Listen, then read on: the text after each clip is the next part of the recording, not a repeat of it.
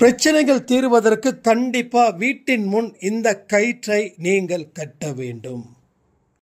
இந்த கயிறு தான் உங்களுக்கு எல்லா விஷயத்தையும் கற்றுக் கொடுக்க போகுது. ஏகப்பட்ட பூஜைகள் இந்த பதிவில் இருக்குங்க. அத்தனையும் நீங்க செஞ்சிடுங்க, உங்க பிரச்சனைகள் நிச்சயமா தீர்ந்துடும். சக்தி இல்லாத நீங்க சக்தி பெறுவதற்கு உண்டான நாள் தான் இந்த நாள். நினைச்சு பார்க்க முடியாத காரியத்தையும் கடவுள் உங்களுக்காக செய்ய போகிறார். பலவிதமான அனுபவங்களை பெற்று நீங்க சிறப்பான தொடக்கத்தை ஏற்படுத்துவதற்காக இந்த நாள் உங்களுக்கு. கடவுள் உங்களுக்கு ஏகப்பட்ட வாய்ப்புகளை வழங்கிட்டார். உங்களுக்கு 8-9 வாய்ப்புகளை வழங்கியிருக்கார். இது கடைசி வாய்ப்பு. இதை பயன்படுத்திக்கல, இந்த ஜென்மமே முடிஞ்சிருச்சுன்னு அர்த்தம். அப்போ இந்த ஜென்மம் முடியும் போது எப்படி இருக்கும்? துன்பத்திலே முடிய போகுது. எச்சரிக்கையோடு இந்த பதிவை கேளுங்கள், காப்பாற்றப்படுவீர்கள்.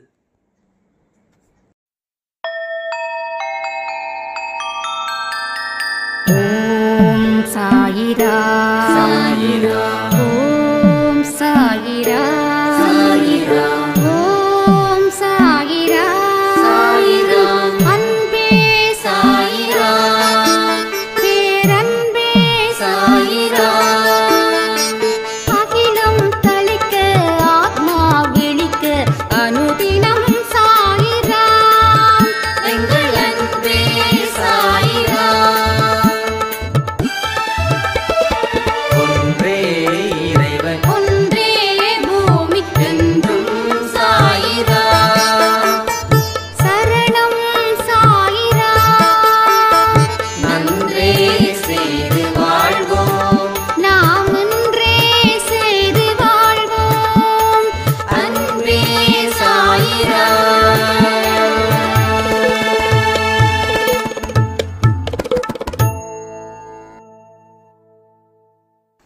சாய்ராம். என் உயிரின் உயிரானவர்களே, என்னைக்கு நம்ம மனசுல நல்ல விதைய ஆரம்பிச்சோமோ அன்னைக்கே கடவுள் நமக்கு தேவையான அத்தனை வழிகளையும் காண்பிச்சுக்கிட்டே இருக்காரு. உங்களுடைய ஒரு நொடி பொழுதையும் நீங்க இனி வீணாக்காம இருக்கணும்.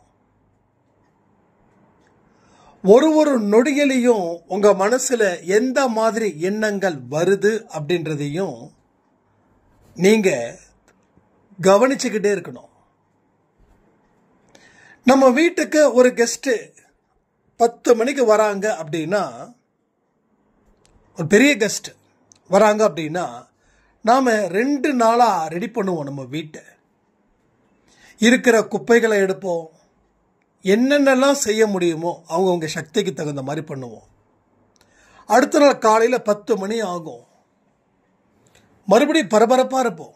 கெஸ்ட்டு வரும்போது கரெக்டாக இருக்கணும், நாம் கரெக்டாக ட்ரெஸ் பண்ணியிருக்கணும், வீட்டை சுத்தமாக வச்சுக்கணும், அவர் இங்கே உட்காருவார், அவருக்கு இந்தந்த மாதிரியான டிஷ் எல்லாம் கொடுக்கணும், அப்படி இப்படின்னு சொல்லி. அது பெரிய கெஸ்ட்டு. அப்போது கெஸ்ட்டு வரக்கூடிய நாட்கள் என்னைக்கு உங்களுக்கு தெரியுதோ அன்னையில இருந்தே உங்களுடைய எல்லா பழக்க வழக்கத்தையும் நீங்க மாத்திப்பீங்க. ஏன்னா வந்துட்டு போற வரைக்கும் அந்த ஒரு விஷயம் இருக்கணும் அப்படின்னு. அதே போலதான் சாயப்பா அப்படின்ற ஒரு பெரிய கெஸ்ட் உங்க மனசுக்குள்ள வந்துட்டாரு. வந்ததுக்கு அப்புறம் என்ன பண்ணணும்? அவர் திரும்பி போகிற வரைக்கும் நீங்க கவனத்தோட இருக்கணும். அவர் எப்போ திரும்பி போவார் தெரியுமா? நம்மளுடைய பிறவி எப்போ முடியுதோ அப்போ திரும்பி போவார். அப்போ எல்லா பிறவிலையும் அவர் உட்கார்ந்தாச்சு. இந்த பிறவியில உட்கார்ந்தவர் அடுத்த பிறவிலையும் உங்க கூட தான் இருப்பார்.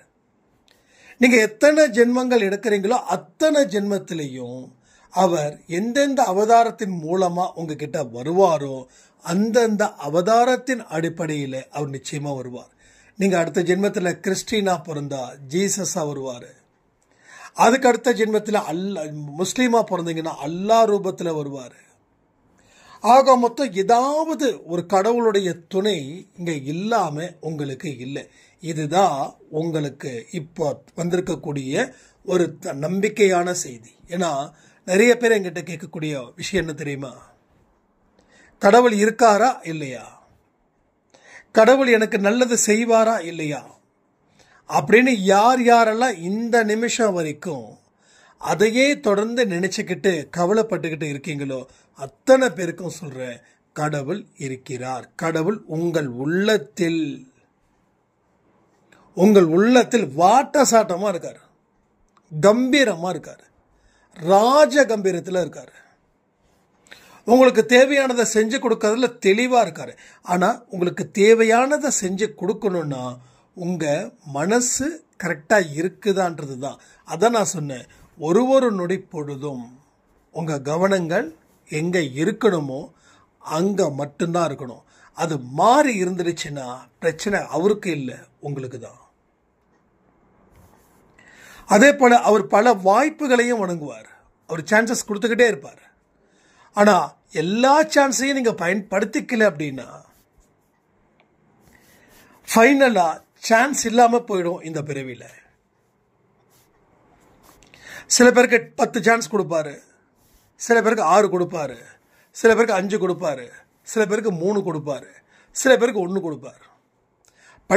நல்லா படிக்கிறவனுக்கு 1 அட்டெம்ப்ட், கொஞ்சம் படிப்பு மந்தமா இருக்கிறவனுக்கு 10 அட்டெம்ப்ட், அவ்வளவுதான். ஏன்னா இவனுடைய அறிவை பயன்படுத்தி 1 அட்டெம்ப்ட்ல பாஸ் ஆகணும். ஆனா இவன் ஆகல. அப்போ இவனால முடியுன்ற ஒரு விஷயத்த இவன் என்ன பண்றான், வேற ஒரு விஷயத்த கவனத்தை வச்சு அதுல இவன் கெடுத்துக்கிறான். அப்ப இவனுக்கு ஏன் நான் உதவி பண்ணணும்? அப்ப 10ஆவதா 10 அட்டெம்ப்ட் ஒருத்தனுக்கு கொடுக்குறாரு பாருங்க கடவுள்.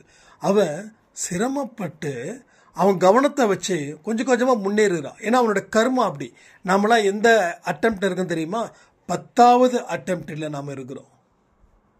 10ஆவது அட்டெம்ப்ட்ல நாம இருக்கிறோம். அதனாலதான் நமக்கு தோல்விகள் வருதுன்னு நம்ம நினைக்கிறோம். இல்ல, நீங்க முயற்சி பண்றீங்க, நம்புங்க. நீங்க முயற்சி பண்றீங்க. அப்போ உங்களுக்கு கொடுக்கறது 10 சான்ஸ். ஏன்னா 10 சான்ஸ்ல நீங்க வரணும்ன்றது கடவுளோட கணக்கு. ஆனா நீங்க வரல அப்படின்னா கடவுள் முதல் அட்டெம்ப்ட்ல ஃபெயில் ஆகிறான் பாருங்க, அவனுக்கு என்ன அதேவோ உங்களுக்கும் கொடுத்துருவார். ஏன்பா அவனுக்கு 10 அட்டெம்ப்ட் கொடுத்த எத்தனையோ மனுஷங்க மூலமா திருப்பி உன் வாழ்க்கையில நல்ல விஷயத்தை செய்ய சொன்ன, ஆனா நீ செய்யல. அப்போ உன்னோட மனசு வேற ஏதோ ஒன்று செய்ய தோணுது, வேற ஏதோ துடிக்குது செய்யணும் அப்படின்னு. ஆனா நல்ல விஷயங்களை செய்ய உன் மனசு துடிக்க மாட்டேங்குது. அடுத்தவனை காயப்படுத்த துடிக்குது, அடுத்தவனை ஏமாத்த துடிக்குது, அடுத்தவன் நம்மளையே நம்பிட்டு இருக்கணும் அப்படின்ற ஒரு எதிர்பார்ப்பு உருவாக்குறதுல துடிக்குது. ஒருத்தவன் எதிர்த்து பேசினா அவனை பழி வாங்கணும்னு துடிக்குது, ஒருத்தன் எதிர்த்து பேசினா அவன் முன்னாடி காணாம போயிடணும்னு துடிக்குது. ஆனா 4 பேருக்கு நல்லது செய்யணும்னு உன் மனசு துடிக்கல.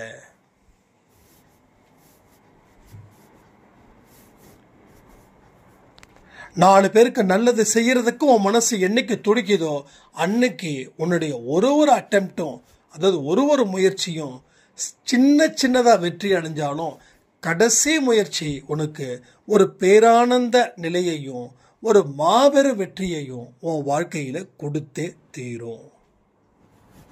புரியுதா உங்களுக்கு? அப்ப நம்ம முயற்சிகள் செஞ்சுக்கிட்டே தான் இருக்கணும். எப்போ? வெற்றி பெறும் வரை. இந்த மனநிலையில நீங்க இருந்துட்டீங்கன்னா வெற்றி கிடைச்சிடும். நம்ம முயற்சி செய்யறோம் வெற்றியை எதிர்பார்த்து, ஆனா வெற்றி காணாம போயிடுச்சு.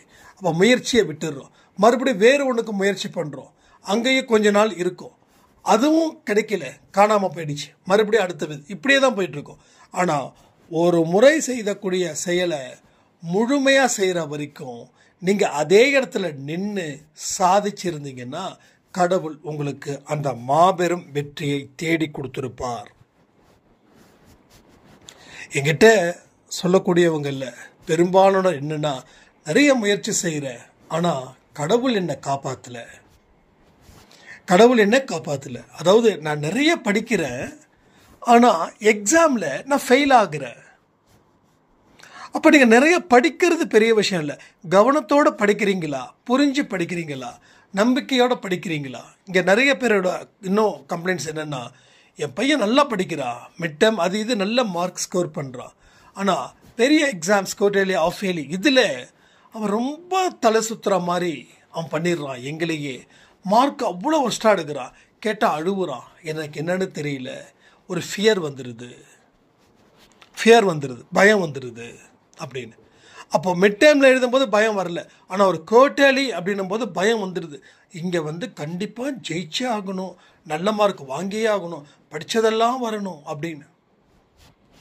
அதுக்கு காரணம் சுற்றி இருக்கிறவங்களாக கூட இருக்கலாம் இல்லையா? அவனோட பயம் எப்படிப்பட்டதோ அதற்கு தகுந்த மாதிரி நீங்கள் அவனுக்கு அந்த பயத்தை கொடுக்காம அவனுக்கு நம்பிக்கையை கொடுத்துருந்தா அவன் பாஸ் ஆகிருப்பான்.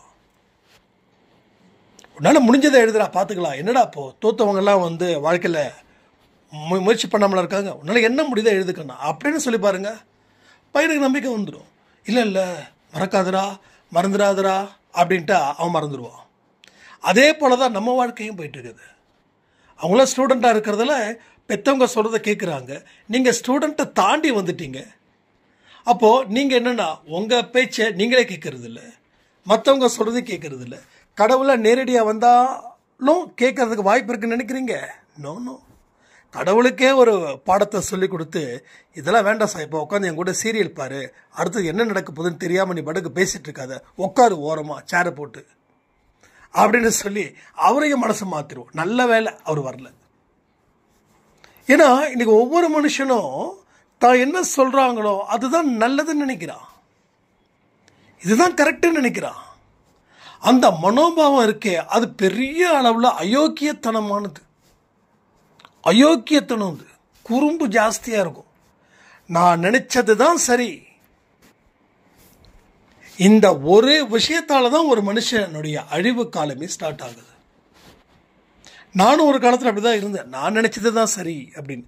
இப்போல்லாம் சில இடத்துல வந்து எனக்குள்ள ஒரு மிஸ் அண்டர்ஸ்டாண்டிங் யாருக்கிட்டையாவது வருது அப்படின்னா சரி, அவங்கவுங்க இடத்துல இருந்து யோசிக்கிறாங்க, தப்பு இல்லைன்னு தோணுது.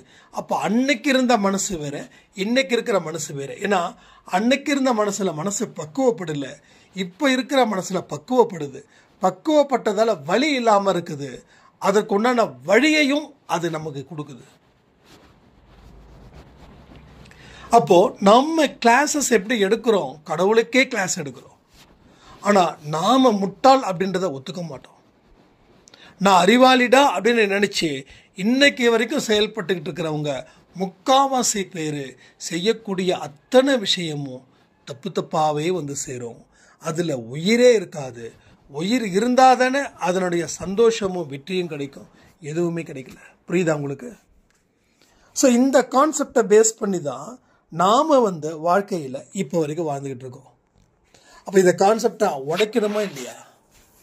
இப்போ உடைச்சா தானே அவர் வர முடியும், அவர் வந்தால் தானே வாய்ப்புகள் கொடுக்க முடியும், அந்த வாய்ப்புகள் வந்தால் தானே நாம் பயன்படுத்திக்க முடியும்.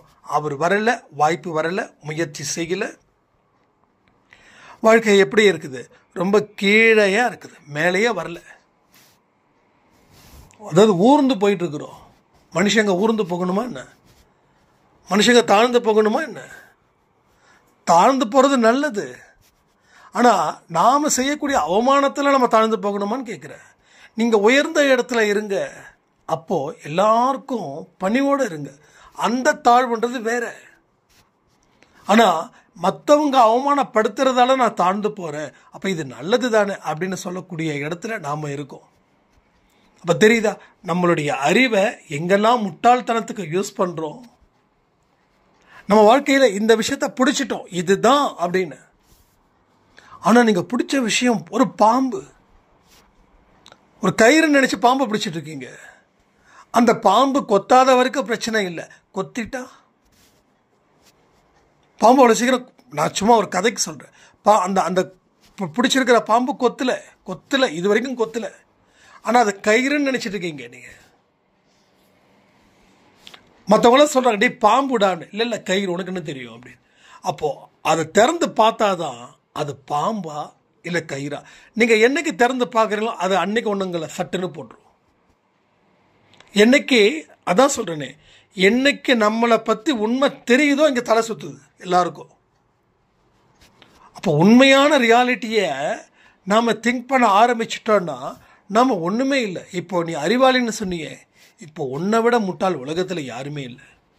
என்னைக்கு ரியாலிட்டி உண்மையை நாம் அதே தன்மையோட புரிஞ்சுக்கிட்டு செயல்படுறோமோ அன்னைக்கு அந்த உண்மை புரியும் போது வலிக்கும். அது வலிக்குதுன்னு சொல்லி அந்த உண்மையை ஏற்றுக்காம விட்டோம் அப்படின்னா வாழ்க்கையே நமக்கு விஷமாக போயிடும், விஷமாவே மாறிடும். எதை தொட்டாலும் அடி, எதை தொட்டாலும் வலி, அந்த வலிக்கு மருந்தே இல்லாத தன்மையாக போயிடும். இப்போலாம் ஒரு வலி வருதுன்னா மருந்து போட்டால் சரியாயிடும். இந்த வலிக்கு மருந்தே இல்லை டாக்டர் அப்படி சொல்லிட்டா நம்ம நிலைமை என்ன ஆகும்? எத்தனையோ நோய்கள் மாதிரி இருக்குது, எத்தனையோ ஹாஸ்பிட்டல் போகிறேன் வரேன், ட்ரீட்மெண்ட் பார்க்குறாங்க, மாத்திரை கொடுக்குறாங்க, ஆனால் எதுலேயுமே எஃபெக்ட் இல்லை. சரி, ஒரு ஹாஸ்பிட்டலில் சொல்கிறாங்க, இன்னொரு ஹாஸ்பிட்டலில் போனாலும் ஒரு டிஃப்ரெண்ட்டாக ஒரு சேஞ்சாக ஒரு மாத்திரை எழுதி கொடுக்குறாங்க. பட் அதுவும் சேம். அப்படி என்ன அர்த்தம்? உன்னோட வலிக்கு மருந்தால் இல்லை, மனதினால தான் உன் வலிக்கு மருந்து போட முடியும். அந்த ஒரு விஷயத்தை நம்ம புரிஞ்சுக்கிறதுக்கு முடியல. ஒரு தலைவலியாக மாத்திரை தூக்கி போட்டுக்கலாம், ஒரு வயிறு வலியாக மாத்திரை தூக்கி போட்டுக்கலாம், ஒரு ஃபீவராக மாத்திரை தூக்கி போட்டுக்கோ. ஃபீவர் ஏன் வருது? தலைவலி ஏன் வருது? வயிறு வலி ஏன் வருது? ஏன் திடீர்னு வயிறு வலிக்குது? அப்போ நமக்கு ஏதோ ஒரு விஷயத்த ஒன்று அளவில்லாமல் சாப்பிட்ருக்கோம், இல்லை ஏதோ கெட்டு போனதாக சாப்பிட்ருக்கோம். நம்ம நினைக்கிறோம் இங்கே ஃப்ரிட்ஜில் வச்சா கெடாது, ஃப்ரிட்ஜில் வச்சா கெடாதுன்னு யார் சொன்னாங்கன்னு தெரியல. எல்லாத்துலேயும், அதாவது சொல்லணும்னு தப்பாக நினச்சிக்க வேண்டாம், ஒரு டெட் பாடி எங்கே இருக்கும்? ஃப்ரீசரில் இருக்கும். அப்போ செத்துப்போன அத்தனை உணவுப் பொருட்கள் எங்கே இருக்கும்? நம்ம வீட்டு ஃப்ரிட்ஜில் இருக்கும். அது எப்படி ஆரோக்கியத்தை கொடுக்கும்? அந்தந்த அன்னைக்கு காய் வாங்குறோமோ அந்தந்த அன்னைக்கு. நம்ம வீட்டில் மாவு தவிர வேறு எதையுமே வைக்கிறது இல்லை. நீங்கள் எப்போ வேணாலும் நம்ம வீட்டுக்கு வரலாம், ஃப்ரிட்ஜை திறந்து பார்க்கலாம், மாவு மட்டும்தான் ஃப்ரிட்ஜில் இருக்கும், வேறு எதுவுமே இருக்காது. மாவு இல்லை பால், இந்த ரெண்டு தான், வேறு எதுவுமே இருக்காது. அன்னன்னைக்கு சமைக்கிறத அதிகமாக ஆயிடுச்சுன்னா கூட தூக்கி ஊற்றுறது பெஸ்ட்டுன்னு தோணுது. ஐயோ இவ்வளோ தூரம் செஞ்சாச்சே, சமைச்சாச்சே, அதை எடுத்து ஊற்ற எப்படி மனசு வருது? சரி, ஹாஸ்பிட்டலில் கொடுக்கறதுக்கு மட்டும் இனிக்குதா? தூக்கி ஊற்றுறதுக்கு கசக்குதா? இப்போ தூக்கி ஊற்றுறோம், அதிகமாக செஞ்சிட்டோன்ற அறிவு நமக்கு இருந்துச்சுன்னா அதை நம்ம குறைவாக செய்வோம்ல. கம்மியாக செஞ்சால் என்ன பிரச்சனை ஆகிட போகுது? மிச்சம் மீதிக்கு எதாவது சாப்பிட்டுக்கிறது என்ன இப்போ? புரியுதா? என்றைக்குமே அரை வயிறு சோறு தான் இருக்கணும், வயிறு அறையாக தான் இருக்கணும். அப்போ இருந்தால் தான் மூளை வேலை செய்யும். நம்ம தமிழ்நாட்டை பொறுத்த வரைக்கும் நல்லா சாப்பிடுப்பா, நல்லா சாப்பிடு, நல்லா சாப்பிட்டா என்ன செய்ய முடியும்? ஒரு 4 இட்லி சாப்பிட்றோம் உழைக்கிறான், 8 இட்லி சாப்பிட்றோம் உழைக்க முடியுமா? 12 இட்லி சாப்பிட்றோம் உழைக்க முடியுமா? சான்ஸே கிடையாது இங்கே. ஏன்னா இதனோட கணக்கு வேற. நம்ம வயிறு கிட்டத்தட்ட 70% தண்ணியால் நிரம்பி இருக்கணும். ஆனால் தண்ணி 10% கூட இல்லை. என்ன ஆகுது? யூரின் இன்ஃபெக்ஷன் ஆகுது. நீங்கள் நிறைய பெண்களுக்கு யூரின் இன்ஃபெக்ஷன். தண்ணியை ஒரு நாளைக்கு எத்தனை லிட்டர் குடிக்கணும் ஒரு கணக்கு இருக்குது உங்கள் உடம்புக்கு தகுந்த மாதிரி. அதில் நம்ம குடிக்கிறோமா? குளிர்காலத்தில் குடிக்கிறதே கிடையாது. மோஸ்ட்லி குளிர்காலத்தில் தான் ஜாஸ்தி வரும் யூரின் இன்ஃபெக்ஷன். நல்லா கவனிச்சு பாருங்கள். வெயில் காலத்தில் ஏன் உடம்பு ஏறுது? வெயில் காலத்தில் உடம்பு ஏறுது, சர்வே சொல்லுது. எல்லாம் கேட்டுக்கோங்க. ஆன்மீகமும் ஆரோக்கியமும் ஒன்று தான். வெயில் காலத்தில் நம்ம என்ன பண்ணுறோம்? ஜூஸ் குடிக்கிறோம், அதை குடிக்கிறோம், இதை குடிக்கிறோம். உடம்புல ஏகப்பட்ட கார்போ உள்ளே போகுது, உடம்பு பருமன் ஜாஸ்தி ஆகுது. இதெல்லாம் நம்ம சிந்திக்கணுங்க. ஏன்னா உடல் நல்லா இருந்தால் தான் நீங்கள் நல்லா ரிலாக்ஸ்டாக இருக்க முடியும். இல்லைன்னா இதுவே உங்களுக்கு ஸ்ட்ரெஸ்ஸை கொடுத்துடும், அதுவே உங்களுக்கு மோசமான வழியையும் காமிச்சு கொடுத்துடும். நீங்கள் மோசமான வழியை தேர்ந்தெடுக்க வேண்டாம், அதுவே ஆட்டோமேட்டிக்காக நடக்கும். எல்லாமே ஆட்டோமேட்டிக்காக நடக்கும். ஆட்டோமேட்டிக் கார் மாதிரி கியர்லாம் போட வேண்டியது, எடுத்து உட்காந்துன்னா அப்படியே அது பாட்டுக்கும் போயிட்டே இருக்கும். அது மாதிரி நம்ம நினைப்போம், என்னடா அது நான் அப்படிலாம் சொல்லவே இல்லையே, அப்படிலாம் போகவே இல்லையே, இப்படி ஆயிடுச்சுன்னா எஸ், உங்களுக்கு அதுவாக ஆட்டோமேட்டிக்காக இங்கே நடக்குது. அந்த ஆட்டோமேட்டிக்காக என்ன நடக்கணும்? நல்லது நடக்கணுமா இல்லையா? அப்போ நல்லது நடப்பதற்கு உண்டான வழிகளை நீங்கள் சூஸ் பண்ணிட்டா ஆட்டோமேட்டிக்கலி நல்லது நடக்கும். ஆனால் நம்ம சூஸ் பண்ண ஒரு விதம் ஒரு மோசமான ஒரு இடம். இப்போ எல்லாமே நம்ம கிட்டே இருந்து தான் வெளியில் போகுது. இதுதான் நம்ம அன்பே சாயில பலமாக சொல்கிறது. ஆனால் இதை சொன்னால் யாருக்கும் பிடிக்க மாட்டேங்குது. எல்லாருக்கும் என்ன தெரியுமா? பிரச்சனை தீரணும், பரிகாரம் இருக்கா பேசு. இல்லை எந்த கோயிலுக்காவது போகணுமா சொல்லு. நீங்கள் எங்கிட்ட யாரும் கேட்குறதில்ல, ஆனால் மனசுக்குள்ளே இந்த மாதிரி எதிர்பார்ப்பு ஜாஸ்தி.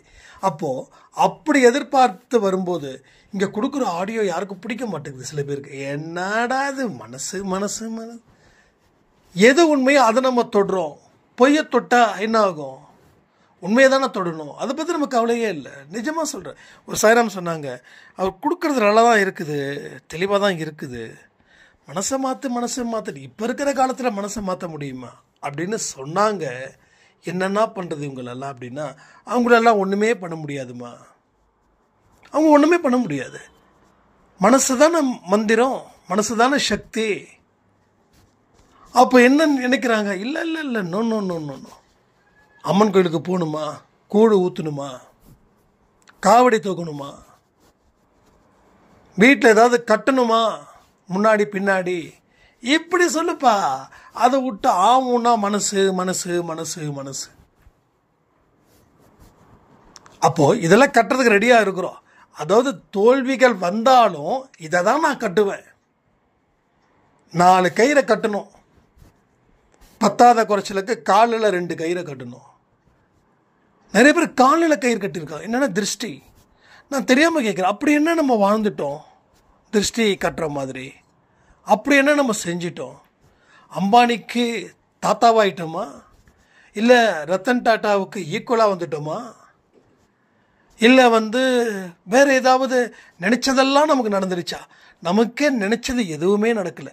இப்போ நினச்சா கூட நம்ம வாழ்க்கையை எப்படி ஓட்டுறதுன்னு தெரியல. ஆனால் உனக்கு கையிலையும் காலிலையும் கயிறை கட்டிக்கிட்டு திருஷ்டியை கட்டிக்கிட்டு, அப்போ கயிறை தான் நம்புறியே தவிர நீ மனசை நம்பலை.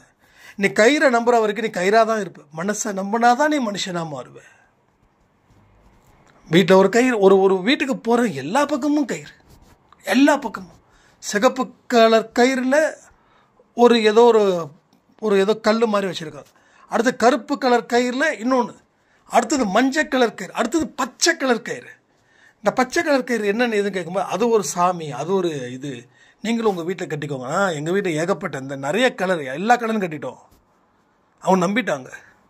எங்கள் வீட்டில் எல்லா கயிறுலேயும் எல்லா கலர்லேயும் கயிறு இருக்குது அப்படின்னு. ஸோ ஒரு கயித்தை நம்புகிறோம், ஒரு மனசை நம்பலை. அப்படி தான் இன்றைக்கி உலகம் போகுது. உலகம் எங்கே கொண்டு போகுது? நம்மளை முட்டாளாக்கி சிரிக்க வச்சுக்கிட்டு இருக்குது. நாம் கோமாளிகளாகவே மாறிக்கொண்டு இருக்கிறோம். கோயிலுக்கு அந்த காலத்தில் கயிறாக கட்டிக்கிட்டு போனாங்க. சொல்லுங்கள், கயிறு அன்றைக்கி கட்டினாங்க. ஏன் தெரியுமா? எதுக்கு கயிறு கட்டினாங்க? கயிறு கட்டுற பழக்கம் எங்கே வந்துச்சு? நீங்கள் தெளிவாக சொல்லுங்கள் பார்க்கலாம். இங்கே எத்தனையோ வயசில் பெரியவங்க இருக்கீங்க, சொல்லுங்கள் பார்த்துருவோம், அதையும் தான் கேட்டுருவோம். ஒரே ஒரு விஷயம், அங்கேயும் மனசு தான் நிற்கிறான்.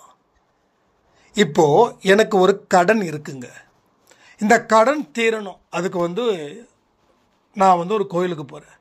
இந்தப்பா அம்மன் கிட்ட வச்ச கயிறு, இந்த கயிறை நான் கட்டிட்டேன், உன் கடனெல்லாம் தீரும். என்ன லாஜிக் இங்கே இருக்குதுன்னு சொல்லுங்க. என்ன லாஜிக் இங்கே இருக்குது?